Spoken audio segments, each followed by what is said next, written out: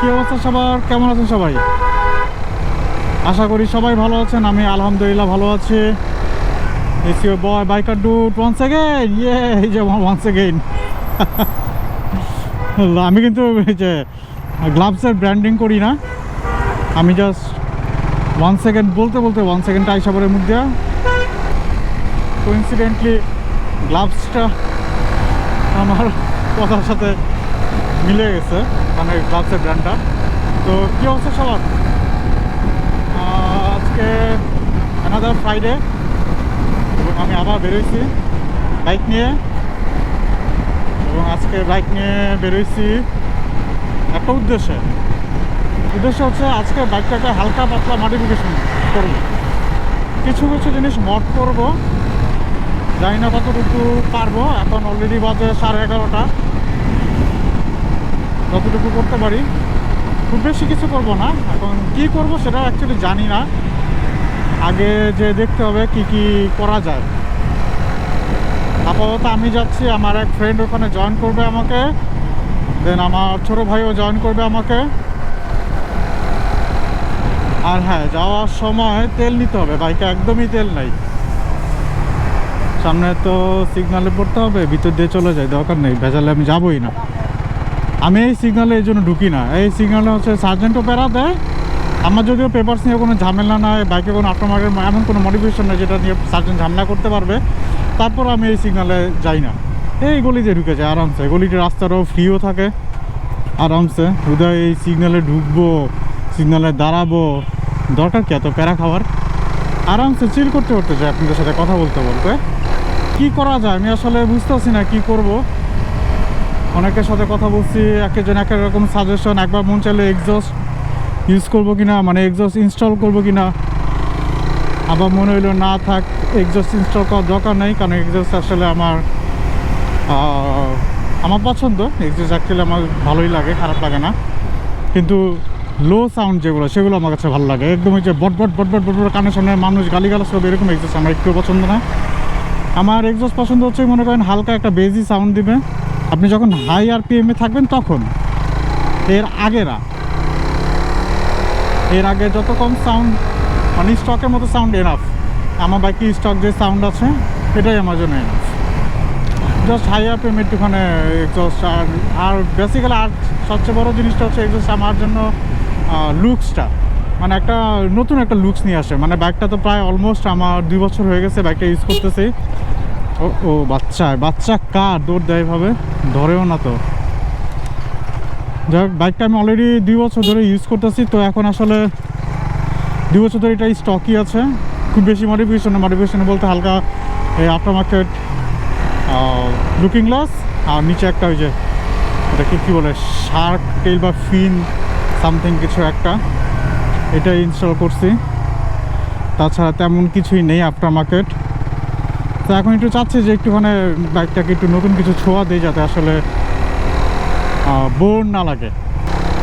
আগে তেল নেই ভাই, তেলের অবস্থা খুবই খারাপ। যে কোনো সময় গাড়ি বন্ধ হয়ে গেলে পরে মান সম্মান নিয়ে টানাটানি লাগবে। আর হ্যাঁ, বাইকে এয়ার ফিল্টারটা চেঞ্জ করতে হবে, ডিএসএসআরে একটা প্রবলেম আছে। আচ্ছা, তেলটা নিয়ে তারপর আমি বলি।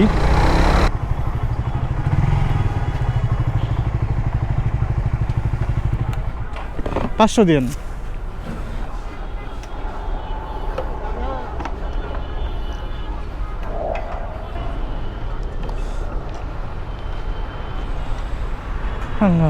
তেলটা ভরে নিলাম। এখন তো 100 কত টাকা, 125 টাকা না? তেলের দাম 125 টাকা, আলহামদুলিল্লাহ। আরও কমুক।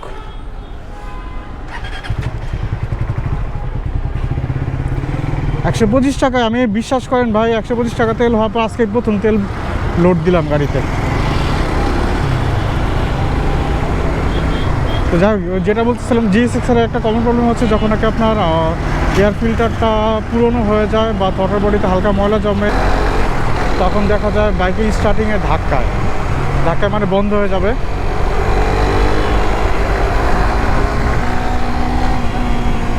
তো আজকে এয়ার ফিল্টারটাও চেঞ্জ করে নিব, যাতে এই প্রবলেমটা সলভ হয়ে যায়।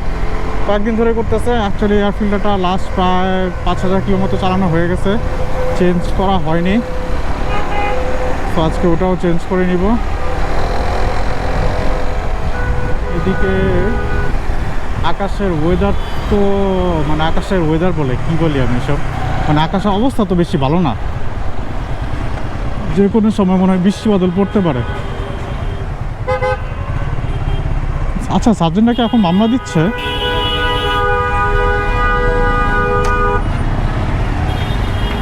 জানি না, আমি এই শনি ক্লাব দিয়ে ঢুকবো। শনি ক্লাব দিয়ে ঢুকার আগে অবশ্যই ক্যামেরাটা অফ করে নিতে হবে আমার।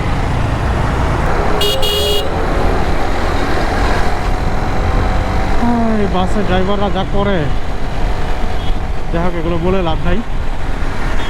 আমরা এক্সস্ট লাগালে বাইক আফটার মার্কেট মডিফিকেশন করলে এই পুলিশ ধরে। তাছাড়া বাইকের ওরা যাই করে, মানে বাসের ওরা যাই করে ওদের কাজ ধরবে না।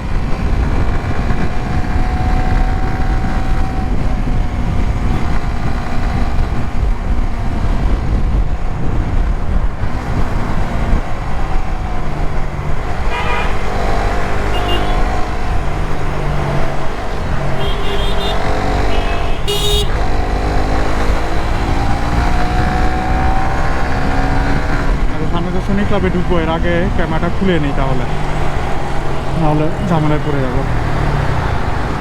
আচ্ছা, ক্যামেরা খুলি, ওই পারে যে আবার ক্যামেরা অন করবো না। আল্লাহ হাফেজ। 2000 years later. So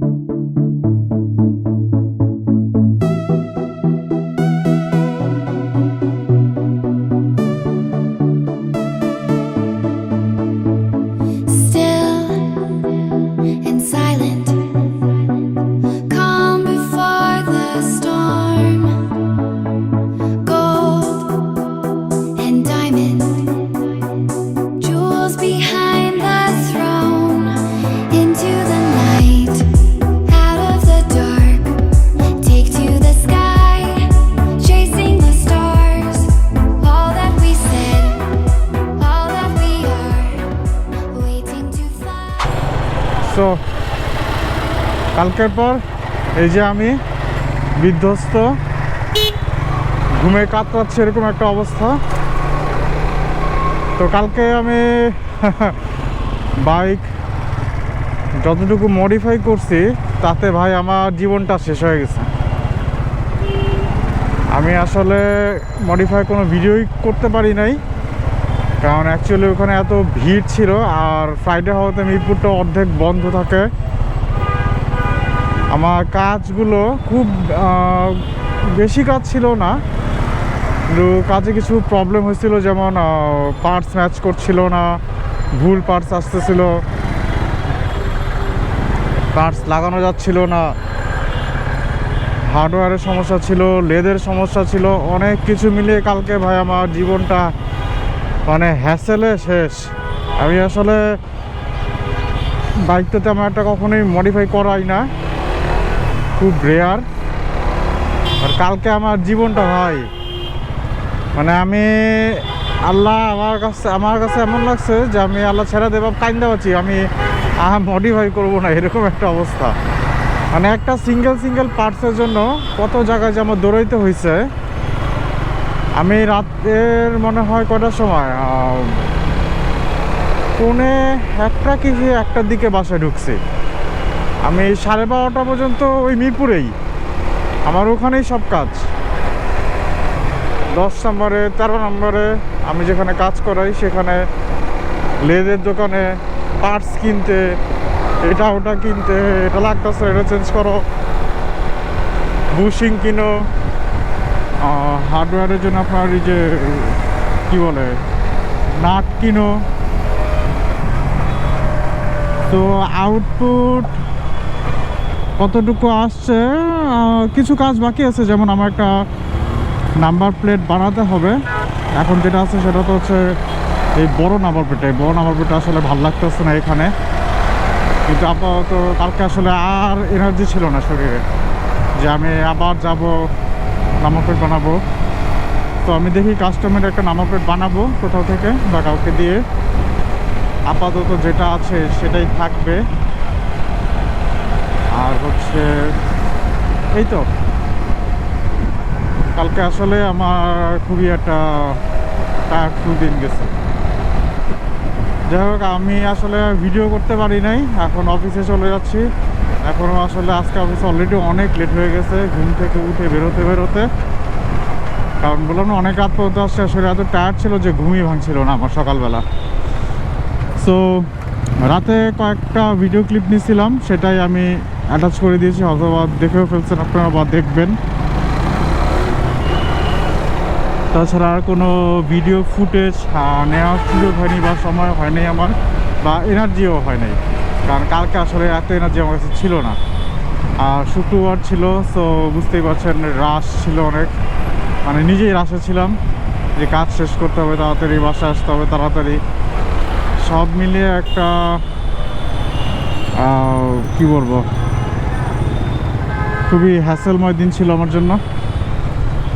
যাই হোক, তারপরও কিছু কাজ আমি করতে পারিনি সময়ের অভাবে, যেমন রিমটা পেইন্ট করতে যাচ্ছিলাম সেটাও করতে পারিনি। আর মোটামুটি কিছু টুকটাক কাজ বাকি ছিল, যেমন আমি কিছু আপনার ওই যে ওয়াশার নাট যেগুলো থাকে, ওই যে আপনার ভাইজরে যে ইউজ করে, মানে ভাইজরের পয়েন্টারগুলোতে, সেগুলো চাচ্ছিলাম লাগাতে, কিন্তু আসলে হয়ে ওঠেনি। তো ওইগুলো পরে আবার আরেক সময় যাব, পরে এক সময় একবার আমি এই রিম বা বডি যদি কালার করাই, আপাতত এইভাবে চলুক কিছুদিন। মডিফিকেশন তো আসলে এমন একটা প্রসেস যেটা কখনো থামে না। একবার শুরু করলে আপনি আর থামাতে পারবেন না, চাইলেও পারবেন না, আপনাকে একটার পর একটা চেঞ্জ করতেই হবে। আমি পারফরমেন্স মডিফিকেশন কোনোটাই করতেছি না বা করবো না, কারণ আমার আসলে বাইকের যা পারফরমেন্স আছে আমার জন্য মোর দেন এনাফ। এটাই আমি ইউজ করি না, যে এটাতে 18 বিএইচপি আছে সেটাই আমি ইউজ করি না। সো আসলে আমার দরকার নেই, যা আছে তাই আলহামদুলিল্লাহ। এখন আমি জাস্ট একটুখানি, যেহেতু 2 বছর হয়ে গেছে বাইকটা আমার কাছে, একটু 2 বছর প্লাস হয়েছে অ্যাকচুয়ালি, হ্যাঁ 2 বছর প্লাস। সো একটু এখন এটাকে আফটার মার্কেট পার্টসের দিকে একটু মডিফিকেশন করার ট্রাই করতেছি। এখানে পানি কেন বাবা, এখন তো পানি দেখলে আমার ভয় লাগবে রে ভাই। আমি তো আসলে যেই ভেজালটা করেছি, কারণ আমি তো পিছনে টেলটা আইডি করে ফেলছি, এখন তো পানিকে দেখলে আমার প্রচণ্ড ভয় লাগবে। পানি দেখলে এখন তো, যদিও একটা হাগার লাগেছে, হাগারটাতে একটু প্রবলেম আছে। হাগারটা হচ্ছে একদম বরাবর ফেস টু ফেস আসতে না, কারণ হচ্ছে সুইং আর্ম যেটা আমি ইনস্টল করছি, মানে আপনার আমাকে প্লাস্টিকের বা ফাইবার গ্লাসের যেটা, এটার ফিনিশিংটা আসলে আপ টু দ্য মার্ক নয়। এটা লাগাইতে আমার অনেক, এটা লাগানোর পিছনে আমার মিনিমাম 4 থেকে 5 ঘন্টা কালকে ব্যয় হয়েছে। এটার জন্যই দৌড়াইতে হয়েছে আমার বেশি, সবচেয়ে বেশি খাটনি হয়েছে এটা লাগাতে। তো যাই হোক, তো এখন পানি টানি থেকে আমার খুব সাবধানে থাকতে হবে। আর হাগারটা আমার অ্যাডজাস্ট করতে হবে। হাগারটা হচ্ছে এক সাইডে একটু বাঁকা আছে, সো হাগারটা একটা লেদের দোকানে নিয়ে একটুখানি কাটিং কুটিং করে, একটুখানি কাস্টমাইজেশন বা আমার এক্সপার্টিস ইউজ করে হাগারটাকে জায়গা মতো আনতে হবে। তো আশা করি খুব বেশি প্যারা হবে না। তো চলে আসলাম কথা বলতে বলতে অফিসের দিকে। তো আপনারা এনজয় করেন যতটুকু ভিডিও করতে পারছি। আমি পরে একটা রিভিউ ভিডিও করব অবশ্য, কীভাবে কি করলাম না করলাম সব বলতে, এবং কোনটাতে হ্যাসেল আছে কোনটাতে হ্যাসেল ফ্রি, যাতে সবাই হেল্পফুল হয় জিনিসগুলো নিয়ে, সবাই বুঝতে পারে আসলে ইস্যুগুলো কোথায় হয়। সো টিল দেন সবাই ভালো থাকবেন, আল্লাহ হাফেজ। অ্যান্ড চ্যানেলটাকে সাবস্ক্রাইব করে দিন, লাইকও করে দিন ভিডিও দেখে ভালো লাগলে।